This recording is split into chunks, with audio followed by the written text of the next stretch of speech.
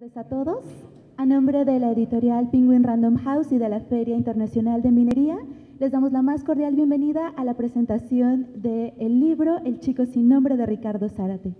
Con nosotros se encuentran, para engalanar esta gran mesa, Antonio Malpica, músico, dramaturgo y escritor, que a través de una veintena de libros a lo largo de su carrera ha impulsado la lectura en los más jóvenes. Y que, al igual que Ricardo Zárate, que también se encuentra aquí con nosotros, el autor del libro, comparten no solamente la pasión por las letras, sino también esta pasión por la ingeniería. No sé si ustedes lo sabían, pero tanto Ricardo como Antonio son ingenieros en sistemas. Y bueno, para dar comienzo ya con esta plática, le cedo la palabra a Antonio Malpica. Muchísimas gracias por acompañarnos. Gracias.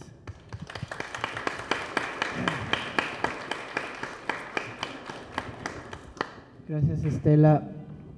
Bueno, pues gracias a todos por estar aquí.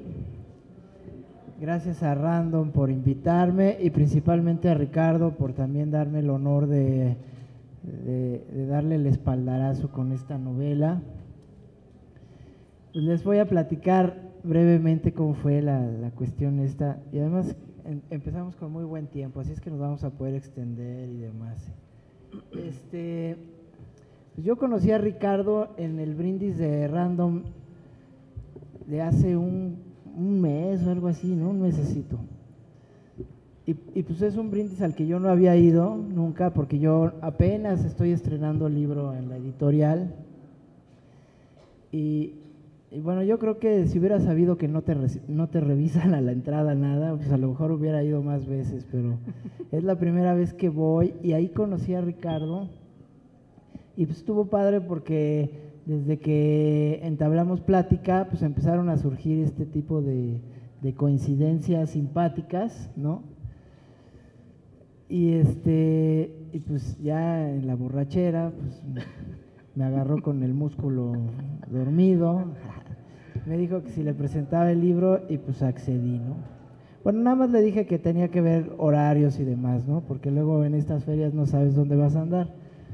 Pero es verdad, como bien dijo Estela, que los dos somos ingenieros y de hecho yo he detectado que de pronto pues aquel que se avienta como más desbocadamente a las letras es el que no tendría que hacer nada en las letras, ¿no? Nada que hacer en las letras.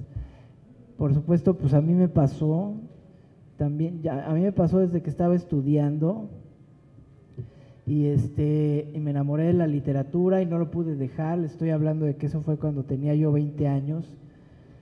30 años después, pues, sigo en este gelengue.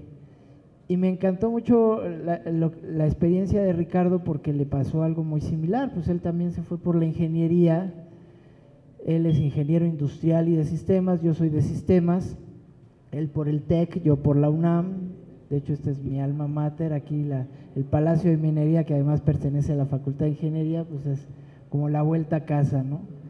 Pero me dio mucho gusto ver que Ricardo pues ya abrigaba este cariño por la contada, que además pues es el más genuino porque es aquel que todos los días te está diciendo, te está susurrando al oído, ya ponte a hacer otra cosa, ¿no? O sea, supongo que te habrá pasado, porque además esta es la primera novela de Ricardo, supongo que tendrás otras ahí en el cajón, porque así pasa, ¿no? Yo al menos en mi caso, yo escribí 7 novelas antes de que me publicaran la primera,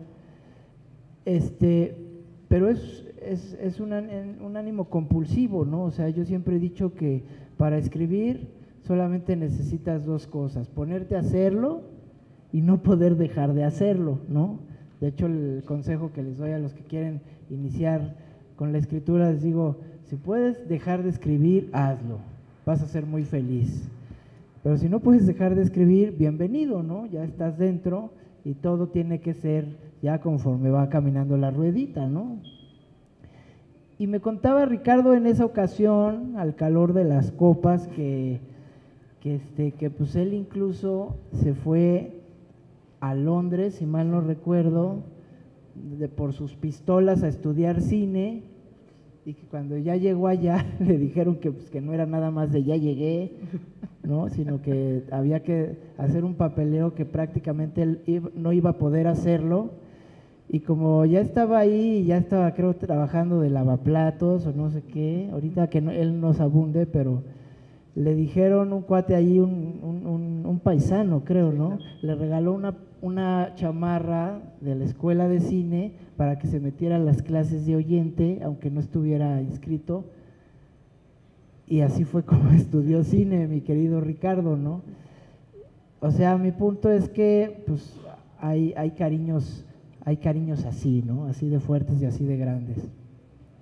Y pues nada, que me dice que si le puedo presentar la novela, y yo le dije también compulsivamente que sí, le dije nada más déjame ver fecha, vi la fecha, si la tenía libre, y le dije sí, órale, ¿no? Pues estaría padre cotorrear y darte el espaldarazo si se puede, ¿no?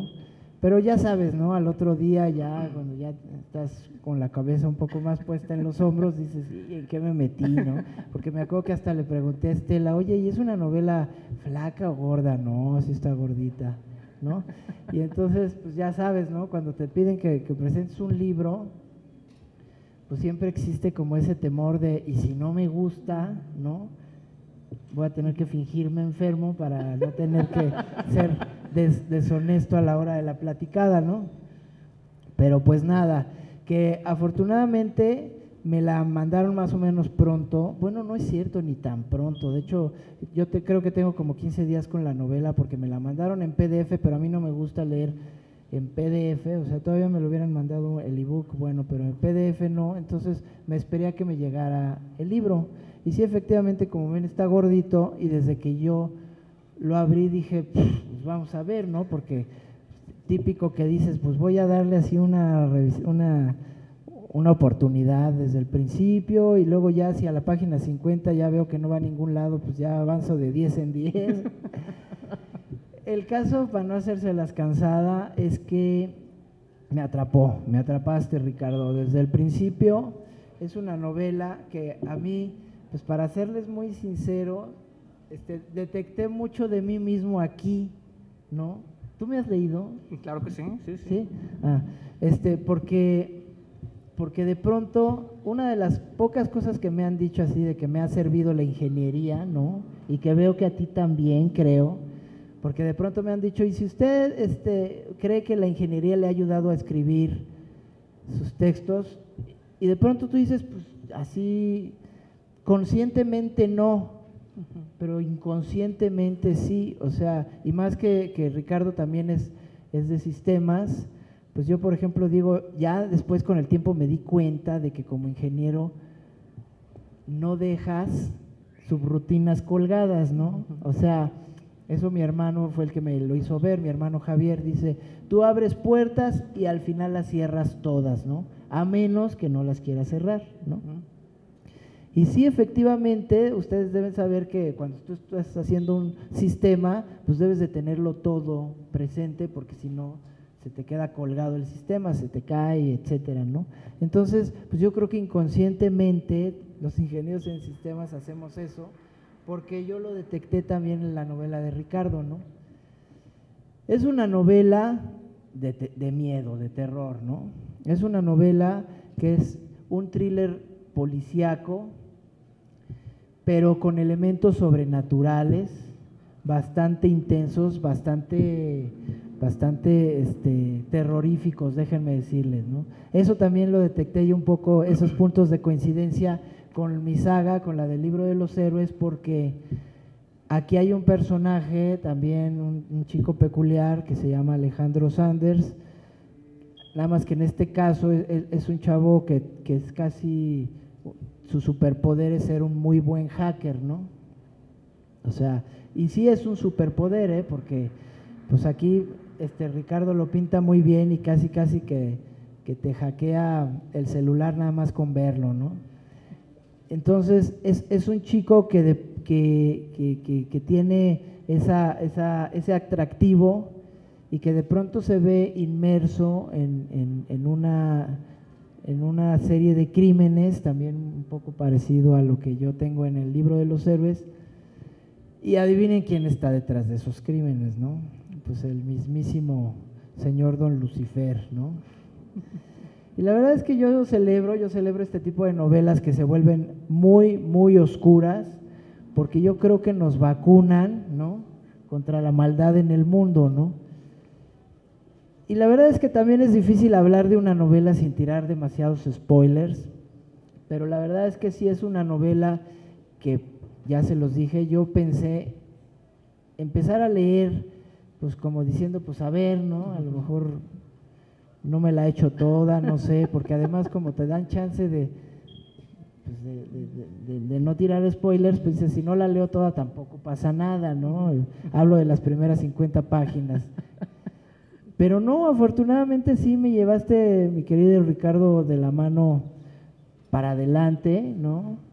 Y no escatimé, la verdad, horas de lectura para dedicárselas a tu libro. Es un libro bastante terrorífico, déjenme decirles, y también bastante juvenil, porque de pronto, por ejemplo, en mi saga, la del Libro de los Héroes, los personajes son más bien tirándole a la infancia, ¿no? Sergio Mendoza tiene 12 años cuando empieza la saga, y aquí estos chavos ya tienen 17, Alejandro, y 18, la chava con la que quiere andar, que también, pues ahí hay un montón de tensión sexual durante todas las páginas. No les voy a contar si se libera o no esa tensión sexual, pero la verdad es que te identificas muy bien con todos los personajes, ¿no? Y además pues tiene de todo. Y también hay una especie como de detective, en este caso es un agente ministerial, un tal José León, que resulta que también es muy bueno para las computadoras y se hacen buenos cuates él y Alejandro, ¿no? Sí, se las recomiendo bastante, y además, pues no sé, ahorita ya vamos a empezar a platicar con Ricardo, pero es una novela que da para más, ¿no? O sea, no sé si a ti te pasó lo mismo que a mí me pasó con 7 esqueletos decapitados, pero a mí me pasó mientras le estaba escribiendo que me di cuenta de que no iba a poder, ni iba a querer cerrar todas las ventanas, ¿no?, todas las puertas en ese primer libro. Y este primer libro, déjenme decirles que tiene también esa virtud, ¿no?, de que cierra perfectamente el caso que se está contando, pero abre las puertas para nuevos libros. Ya lo platiqué con Ricardo y dice que efectivamente habría continuación, ¿no? Pero eso depende de ustedes, que se venda el libro lo suficiente como para que pudiéramos contar con ello, con ese respaldo del editorial. Es un albur, ¿no? Es un albur. Yo también te confieso que cuando empecé con mi saga, yo tampoco sabía si iba a salir el segundo, y de pronto te pone un poco a temblar porque te encariñas con los personajes y dices, pues sí quiero que salga, ¿no? Y al final pues sí salieron otros 4, ¿no? O sea, al final fueron 5 y fue muy padre, ¿no? Entonces, te diría, como aquí le dicen a Ana, ¿qué le dice? Algo así de, no sé si estás lista para lo que se te viene encima. Pues algo así te diría, ¿no? Te diría lo mismo. Así, solo deseo con todas mis fuerzas que estés listo para lo que va a ocurrirte, ¿no? Es lo mismo que yo te diría si esto prende como debiera prender. La verdad es que sí, yo creo que debiera prender lo suficientemente bien, porque es una novela muy bien escrita, con buenos personajes, emplazada en la Ciudad de México, y además tiene una conjura internacional ahí que a mí nunca se me hubiera ocurrido, ¿no? Coincide con una visita del Papa Francisco a México, y además pues ahí es en donde se ponen las cosas más peliagudas, ¿no? Porque por supuesto hay ministros del lado luminoso y ministros del lado oscuro, ¿no?, que coinciden. Entonces, pues la verdad es que está buena la novela, ¿no? Yo creo que se va a poner mejor, pero ya dependerá de Ricardo qué tanto más nos pueda soltar. Y genera muy buena intriga, incluso yo voy a tomarme la licencia de leer una parte, ¿no? Porque Es nada más, está más o menos, está en la página 107 para que vean que tampoco se las voy a espolear, y además es de las cosas que ocurren mucho al interior de este libro, pero para que vean cómo maneja la intriga Ricardo, ¿no? ¿Sí me permites? Por supuesto. Sonó su teléfono celular. El tono lo sacó violentamente de sus meditaciones. José León miró la pantalla. Era el médico forense, Harold Letón. ¿Sí? José, no mames, tienes que venir a ver esto, dijo el médico. José León advirtió su desconcierto. ¿Ya terminaron de hacerle la autopsia? Estamos elaborando los dictámenes, contestó. Harold Letón hizo una breve pausa. El agente esperó con el celular en la oreja. Te juro que nunca había visto algo así, agregó finalmente el forense consternado. Ven tan pronto puedas. Dame un par de horas. ¿Vas a estar ahí todavía? Sí, aquí voy a estar toda la noche. José León colgó.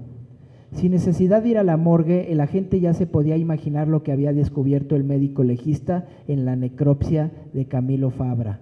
Una abominación inimaginable de la que nadie tenía precedentes y que sería la única prueba de que una influencia maligna estaba detrás de todos estos crímenes. Bueno, es una muy pequeña probadita, pero así está toda la novela, con cosas que de repente dices, híjole, ¿cómo se va a poner? Y por eso sigues avanzando y cuando te das cuenta, pues ya la terminaste, ¿no? Ojalá que se animen a echarle un ojo. Bienvenido, mi querido Ricardo Zárate, al mundo de la novela de terror, la novela oscura, y ojalá que de veras podamos ver una segunda parte de estos personajes que bueno, a mí me gustaron un montón. Gracias, los dejo con Ricardo, a ver qué nos puedes platicar, y si no yo te entrevisto, ¿no? Okay. Muchísimas gracias.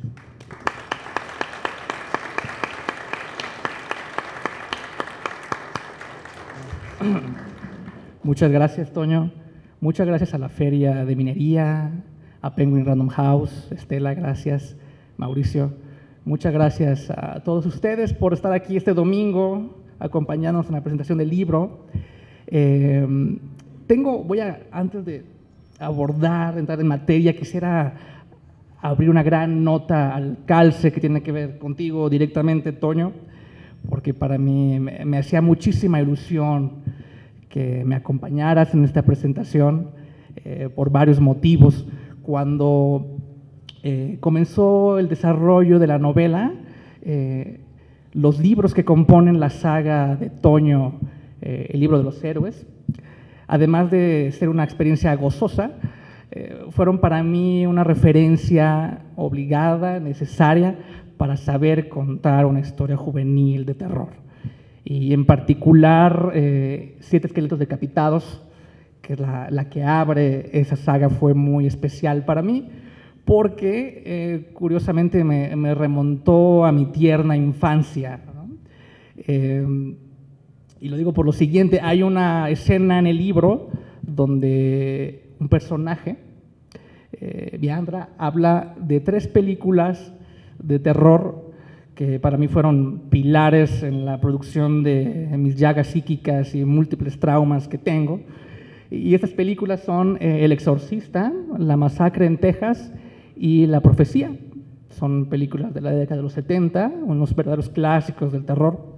Entonces, esto viene a cuento por lo siguiente.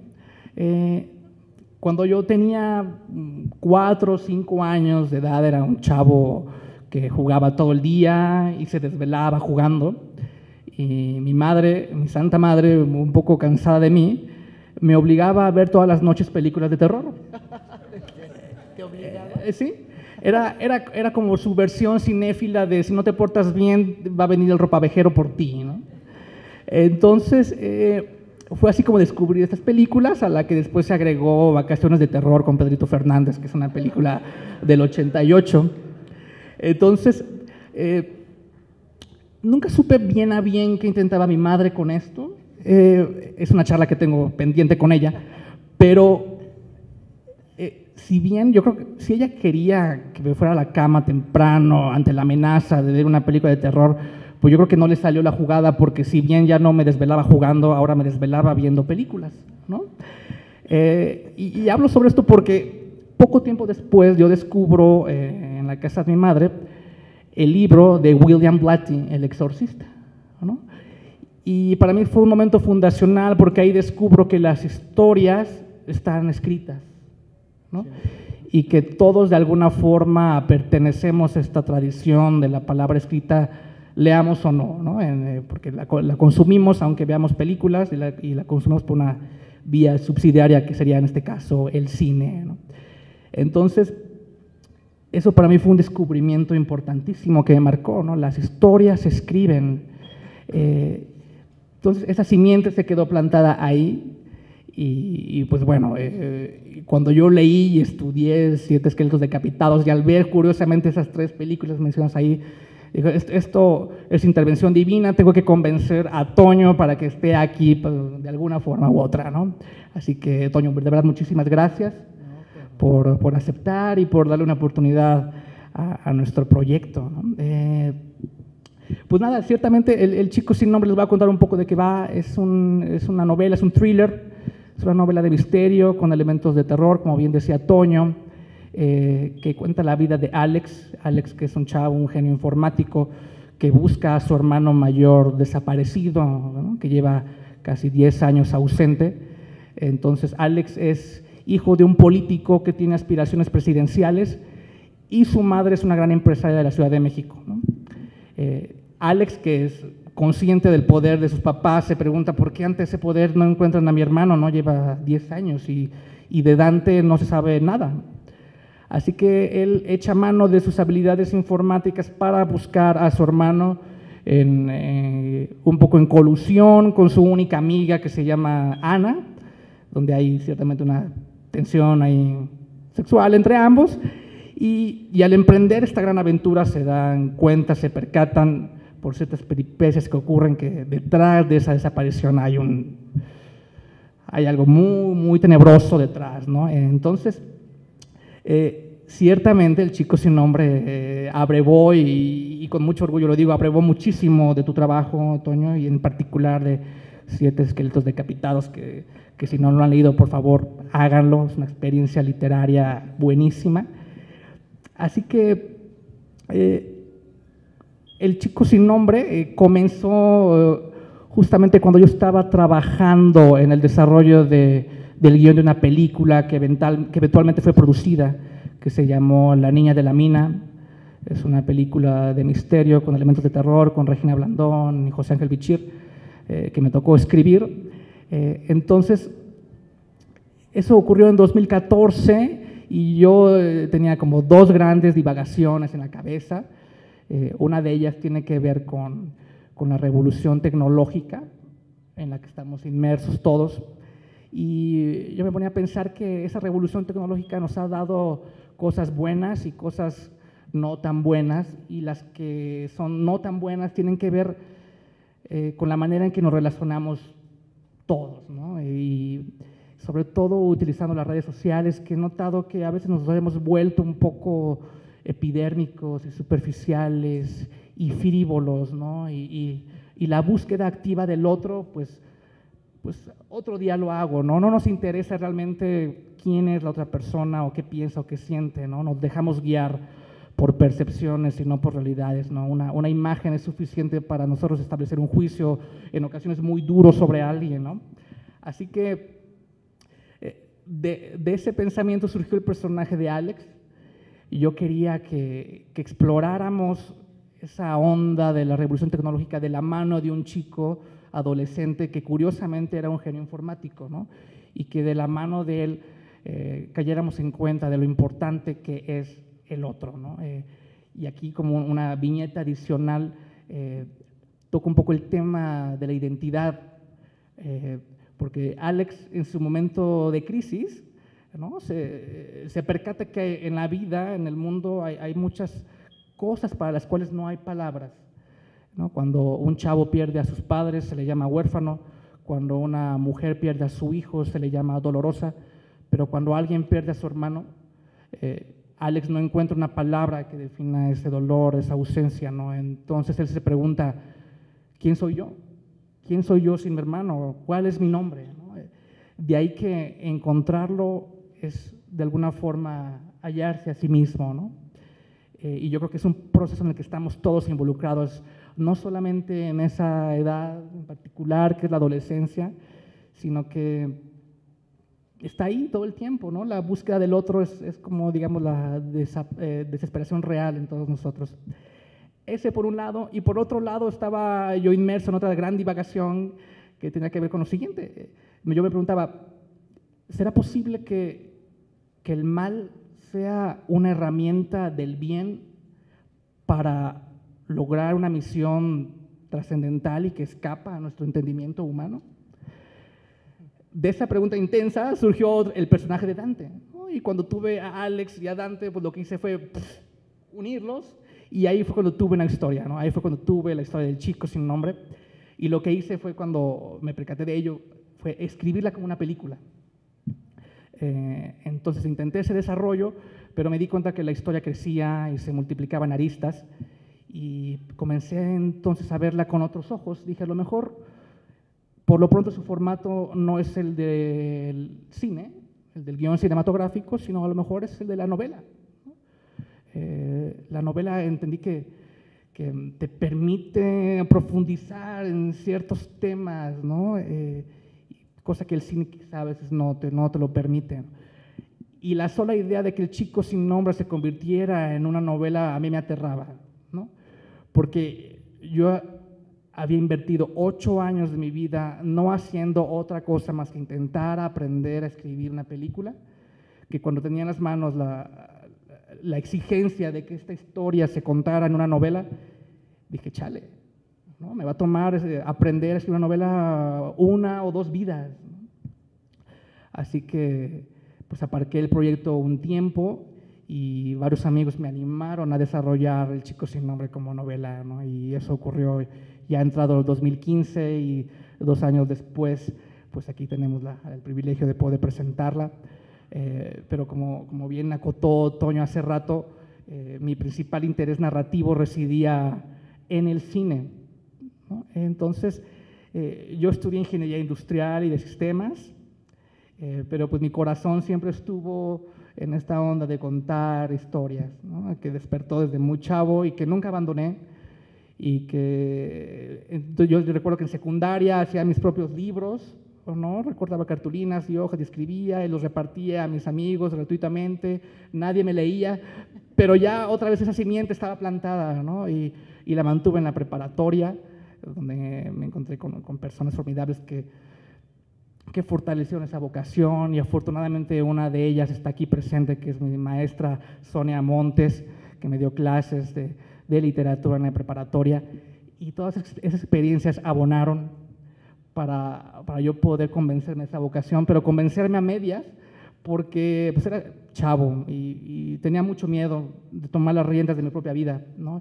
Y además, en más de una ocasión escuché de gente muy cercana a mí que si tú quieres dedicarte a escribir seguramente te vas a morir de hambre, así que mejor, si vas a optar por una carrera profesional, opta por aquella que te dé dinero, ¿no? Eventualmente. Y yo tenía pues ciertas habilidades físico-matemáticas, y para mí fue muy sencillo optar por la ingeniería.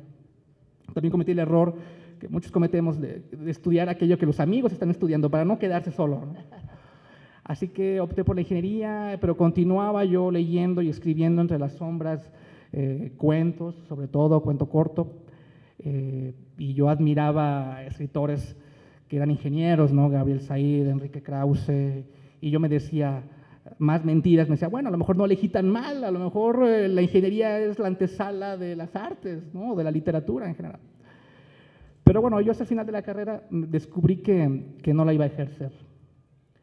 Y todavía después de egresar, yo egresé en mayo de 2005, pasaron todavía 2 años más de autoengaño, ¿no? De mentirme a mí mismo intentando convertirme en ingeniero, hasta que un día, no, ya no puedo seguir este camino, ¿no? Yo lo que quiero es estudiar cine, y por ahí un amigo me dijo, oye, pero en esta escuela en Londres estudió el hijo de Steven Spielberg, y yo era lo que necesitaba escuchar, dije, yo voy a ir para allá de alguna forma u otra, pero tenía el problema de que estaba muy endeudado por mis estudios profesionales y no podía llegar con mis papás para decirles, oye, que tuve una erudición, ahora quiero ser escritor, ¿no? Ahora envíenme a Londres a estudiar cine, ¿no? Entonces, lo que hice fue pasarle la charola a mis amigos, pedir dinero prestado para poder ir a Londres, a donde nunca había ido, y que en aquel año era la ciudad más cara del mundo. Y mi plan era ir a Londres, buscar un cuchitril donde vivir, y después buscar empleo como mesero o lavaloza, y después ir a la escuela de cine a intentar meterme a como diera lugar para estudiar escritura, ¿no? Sin estar inscrito y matriculado en la escuela. Varios amigos creyeron en ese proyecto tan salvaje y tan loco, y uno de ellos está aquí, por cierto, Didier Gopar, un gran amigo mío, ingeniero, muy exitoso. Te vino a cobrar. Él me vino a cobrar. Además de su apoyo moral y material, fue muy importante para que yo pudiera dar ese salto. Así que pues yo llego a Londres. Me tomó muchísimo tiempo encontrar un cuartucho donde vivir, después de pasar noches en la calle o en autobuses que funcionan 24 horas en Londres. Encontré un cuchitril que compartía con 5 coreanos, y a partir de ahí mi siguiente parte del plan era buscar un empleo como mesero, ¿no? O lavando trastes, y opté por agotar los restaurantes mexicanos, apelando a ese sentimiento de solidaridad nacional. Pero nadie me dio empleo, y dije, bueno, se me está acabando el dinero y no puedo irme sin al menos haber intentado ir a la escuela del cine a esperar el milagro. Así que un día fui, y el milagro ocurrió, porque cuando yo voy a la escuela de cine, a una persona que me encuentro ahí es un chico mexicano que estaba estudiando dirección de cine, y él tenía el dinero para pagarse la escuela y vivir en Londres de manera muy desahogada. ¿Tú ibas por el guionismo, perdón? Sí, yo quería aprender a escribir una película, ¿no? Así que yo le platico mi triste historia a este camarada, él me escucha pacientemente, y después yo cuando termino mi perorata, él me compra una chamarra de la escuela y me la da, y yo le doy las gracias, porque todavía hacía mucho frío en Londres, era por ahí creo que de marzo, y me dice, no, güey, es para que te metas a las clases y la gente piense que seas estudiante, ¿no? Entonces, mira, el salón de escritura y cine está ahí, y pues prueba tu suerte una vez más, ¿no? Entonces, la gran ventaja de Londres es que hay de todos lados, ¿no? Hay turcos, en el salón había turcos, senegaleses, españoles, gringos, uno que otro inglés, y un mexicano ni era más ni era menos, y yo con mi chamarra de bombardero que me quedaba grande, pues era uno más. Y así empecé yo a intentar aprender a escribir una película. Y el tiempo pasó, y después tuve que guarecerme un rato en Francia porque no tenía para comer. Regreso a Londres y trabajo ilegalmente para una revista, etcétera, y me sigo involucrando en las actividades de la escuela, hasta que me doy cuenta que yo había ido ahí para convencerme de ser escritor, y cuando lo tenía claro decido regresar a México a no hacer otra cosa más que escribir un guión para una película que eventualmente fuera producido. Y esa oportunidad llegó 8 años después, con La Niña de la Mina, que fue una película que distribuyó Televisa Cine, que filmamos en León, donde nací, filmamos en Guanajuato y en la Ciudad de México. Y fue hasta entonces que comenzó formalmente mi carrera de escritor de cine en este caso. Y como mencionaba, en paralelo surgió esta idea del Chico Sin Nombre, y que ahora nos tiene aquí, ¿no? Y para mí realmente es un sueño hecho realidad, pero bueno, yo creo que no le podría decir a nadie, si tienes algún interés en las artes o en literatura, pues vete a estudiar ingeniería primero, ¿no?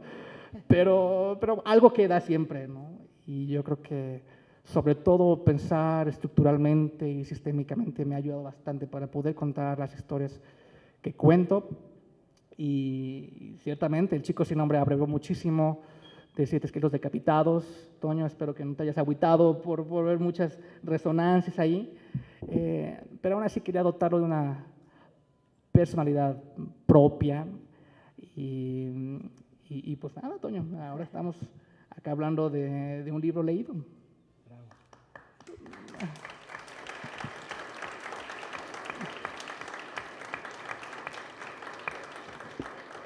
Por cierto, Toño, tengo un recado para ti. Hoy que venía una amiga que se llama Andy Carrillo me escribió, me dijo, dile a Malpica que lo amo, por favor. Así que se llama Andy Carrillo, así que ya cumplí, para que quede asentado en el acta. Públicamente, además.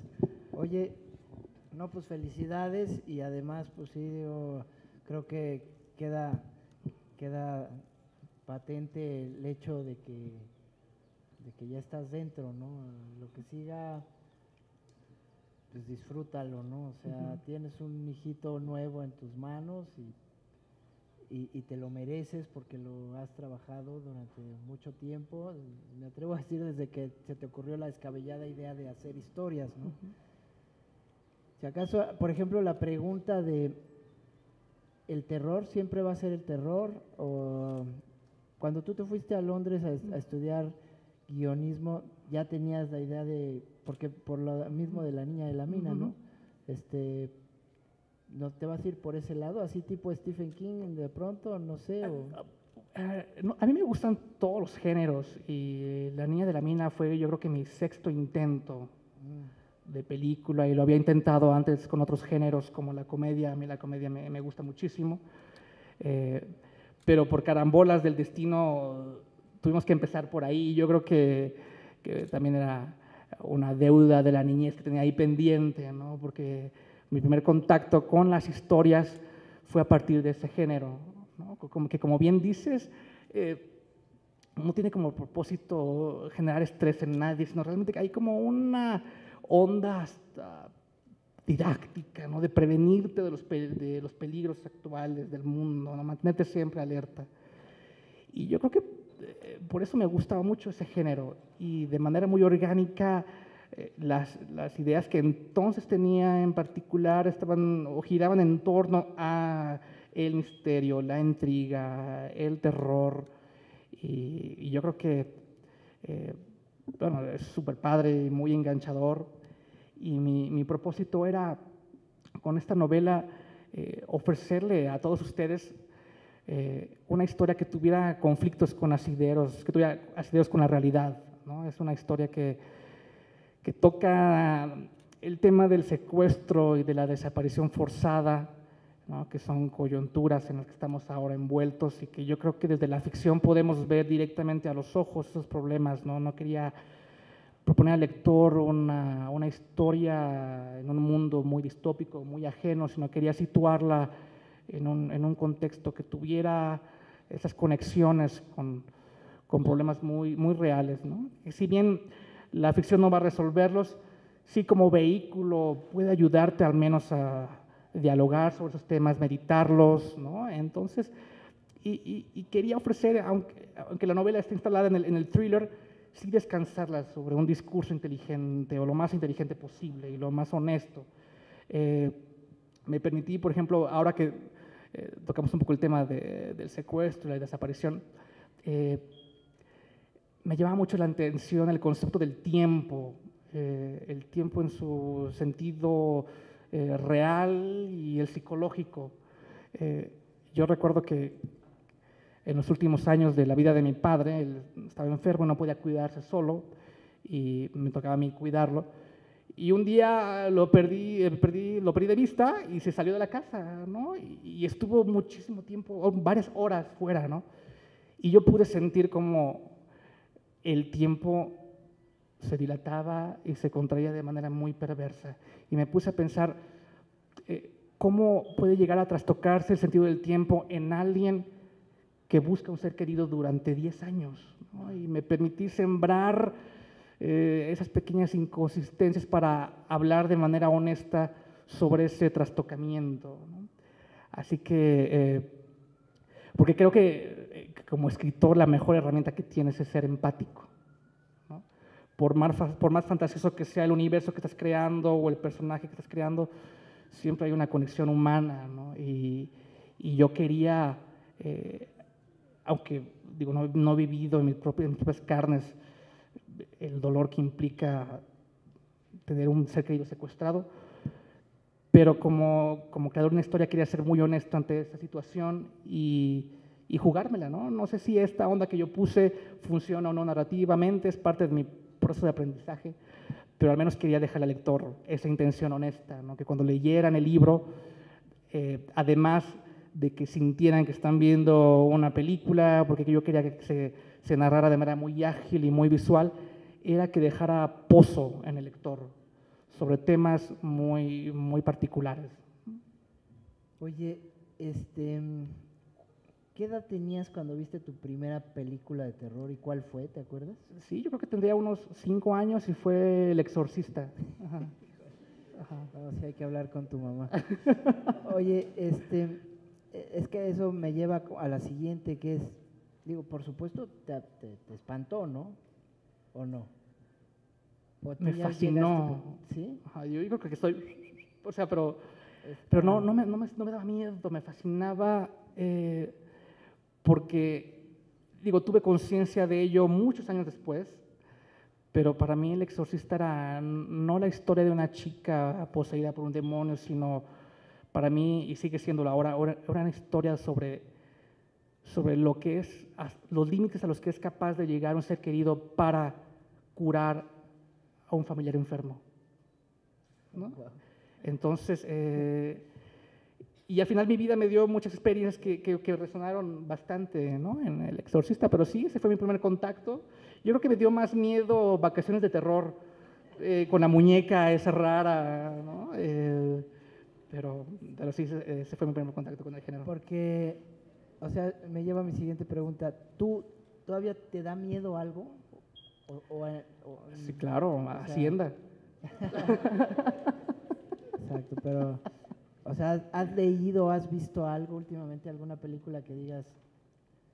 Porque Ajá. es que yo también hago mucho esa defensa del terror como un placer lúdico, ¿no? O Ujú. sea, pues, te puedes meter al cine y pasártela muy bien a pesar de las cuchilladas, Sí, y sí, sí. etcétera, que ocurren ahí dentro, Ujú. ¿no? Entonces, pues lo celebro, ¿no? Ujú. O sea, lo que voy, que celebro que haya más gentes como tú, Ujú. que también entienden la separación, ¿no? Ujú. Perfecta entre el terror ficticio y el terror real, ¿no? Y me pasó algo muy interesante que con motivo del libro hemos estado visitando escuelas y hace unas semanas tuve el privilegio de ir a una escuela secundaria pública en un municipio de Guanajuato a presentar el libro y hablar un poco sobre la lectura. Este evento ocurrió en el marco de una feria de libro que ellos organizaron, ¿no? Entonces, en el día de la inauguración, parte del protocolo era que tengan ahí toda la secundaria en el patio y en parejitas, un niño o una niña reseñaban una novela que habían leído, mientras el otro, vestido de un personaje, pues daba una vueltecita, ¿no? Entonces, estuvo padre porque chicos reseñaron El Principito, por ejemplo, ¿no? Entonces estaba ahí el director, estaba el inspector, yo estaba ahí, y entonces llegó una chica con su hojita y un chavo vestido como de leñador y tenía un hacha. Entonces la chica dijo, nosotros leímos El Resplandor de Stephen King y que cuenta la historia de Jack Torrance, que es un padre de familia que se lleva a sus hijos a un hotel en Denver, Colorado, y termina descuartizándolos con un hacha. Y la novela nos habla sobre los efectos del alcoholismo y sobre los efectos del aislamiento, ¿no? Entonces yo estaba así y viendo al inspector y al director, y ellos estaban así en una sola pieza, ¿no? Tranquilos. Y dije, nos van a censurar, ¿no? Nos van a expulsar ahí enfrente de todos. No, estamos súper tranquilos, serenos. Y al final de la ceremonia, el director me expresa, no sé cómo será en otras secundarias, pero aquí le apostamos a la capacidad de discernimiento de nuestros chicos. No todos tenemos las mismas inquietudes, lo que queremos es que lean y que se acerquen a los libros, ¿no? Y los libros, como las personas, un libro siempre te lleva a otro, al igual que en las personas, ¿no? Entonces, si tu inquietud es el romance o las aventuras o los mundos distópicos o el terror más escalofriante, venga, ¿no? De lo que se trata aquí es de leer, ¿no? Y los chicos, yo hablé con ellos después y me decían, no, nosotros sabemos perfectamente que cuando se acaba el libro, ahí termina la historia, ¿no? Y el mundo real es muy diferente, Sí, ¿no? y luego mete más miedo. Sí. Da más miedo abrir un periódico que... Sí, a ver, vamos a ver si alguien ¿Desea hacer alguna intervención? A ver, Malik. Bueno, buenas tardes. Sí, ya son tardes. Ya. Primeramente, quiero agradecerte por el libro. Aquí, Información Cultural. Yo no conocía al autor y él me contactó por correo diciéndome, oye, la editorial quiere mandarte tu libro para que lo reseñes en el canal. Dije, va, ok, vamos a darle una oportunidad. Se tardaron bastante tiempo en dármelo, pero ya lo tengo. Y lo empecé a leer y dije, ay, es la clásica novela juvenil sencillita, ¿no? Y lo empiezo a leer y ¿cuál fue mi sorpresa? 4 elementos que me perturbaron, que digo, gracias por darle esa oportunidad al terror mexicano. La Deep Web, desde ahí. El entrar a esta parte donde encuentras personas sacrificándose, comiendo órganos humanos, el secuestro de unas maneras tan torturantes que dije, gracias, por fin alguien tortura a un ser humano también en una novela. Primero. Segundo, pasamos de una relación de hermanos, tranquilamente de buscar uno al otro, a el maestro de las pesadillas, al dios de las pesadillas, Yad, estos rituales de, oh, salve Satán, que dije, Dios mío, de aquí soy, y continúas leyendo y continúas leyendo. Y algo que quisiera preguntarte, sobre todo, después de pasar a circunstancias perversas, mórbidas, grotescas, oscuras, el final de un corazón que ama va a entregar su vida para las personas que más ama. Digo, ¿cómo dar ese equilibrio a una novela de terror? Que pasas de las cuestiones macabras a estas cuestiones de sentimiento verdadero de vas a dar todo por tu familia. ¿Cómo lograr ese equilibrio? Wow. Sí, ciertamente uno de los temas que toca la novela tiene que ver con la Deep Web, con la red profunda, y me gustaba mucho, no solamente por lo que es, sino por lo que significaba, ¿no? El Internet en el que todos navegamos representa realmente el 20% de la oferta que hay en Internet, el 80% restante está oculto y pertenece a la red profunda dado que navegas en ella anónimamente, pues ocurren todo tipo de transacciones que no son muy agradables, ¿no? La venta de esclavos, la venta de armas, la venta de drogas, etcétera. Eso me interesaba mucho por lo que era, pero también por lo que significaba, porque una de las tesis del libro que yo intentaba proponer era que todo lo que ocultas termina dominándote eventualmente. Y yo en este ánimo de ser muy genuino también, yo creo que el miedo es más interesante o más rico en la medida en que toca fibras muy sensibles y muy humanas, ¿no? Cuando toca el corazón humano. Y también era una apuesta de la novela, así que tuve que intentar como el correcto balance entre ambas y lo hice lo mejor que pude intentando, o sea, como que no tenía yo la receta exacta, pero sí sabía que la historia oscilaba entre ambos mundos, ¿no?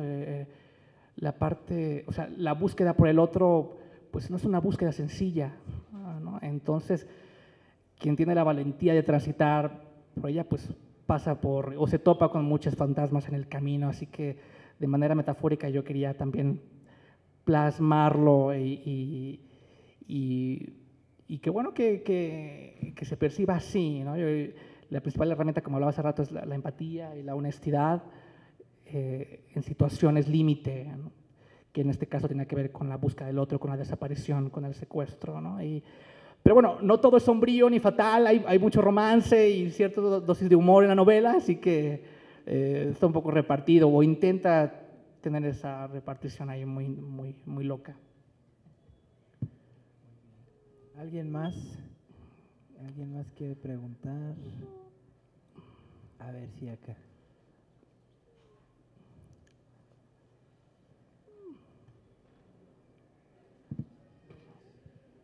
Bueno, buenas tardes. Tengo 2 preguntas. La primera es, ¿por qué te centras en el público juvenil? Bueno, no sé si realmente te centres, pero acaban de decir que es una novela juvenil. ¿Por qué?